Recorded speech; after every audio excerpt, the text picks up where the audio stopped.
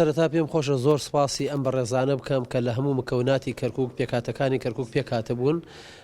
و ئەوان دیارە شعوریان بۆەوە کردبوو هەستیان بۆەوە کردبوو کە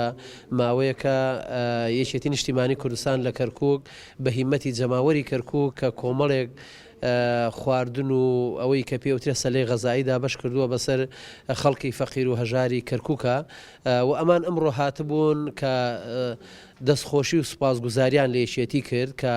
وەکو تاکە حیزبی کەرکووک کە توانیوێتی خزمەتی هەموو پێکاتەکان بکە و ئەو خواراکەشی کە دابش کراوە بۆ عەرەب بووە بۆ کورد بووە بۆ تورکمان بووە بۆ مەسیحی بووە هیچ فەرقێکمان نەکردووە فەرقش ناکەین لە ئایندەشە ئینشاءڵڵا ئێساش هەندێک خواردنی ترمان هەیە بە هەمان شێوە دابەشەکەین بەسەر هەموو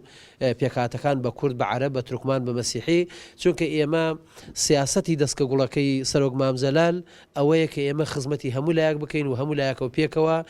خزمەت بکەین. ئێمە کەڕێکخراوی مافی مرۆڤی ئەڵمانی عێراقین لە بەردینەوە بنکەکانمان هەیە لە هەموو عالم بنکەی کەرکووک ئەخباری وهای بۆ هات بأنه مطالعة نووسی مامۆستا کاک محەممەد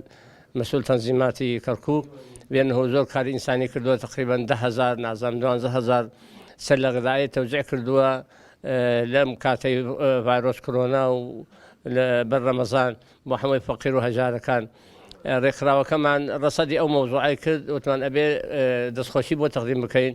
و ئەبێ ئەم شەخصێکی وەها ئەبێ درعی مافی مرۆڤ هەڵگرێ لە عالەمە.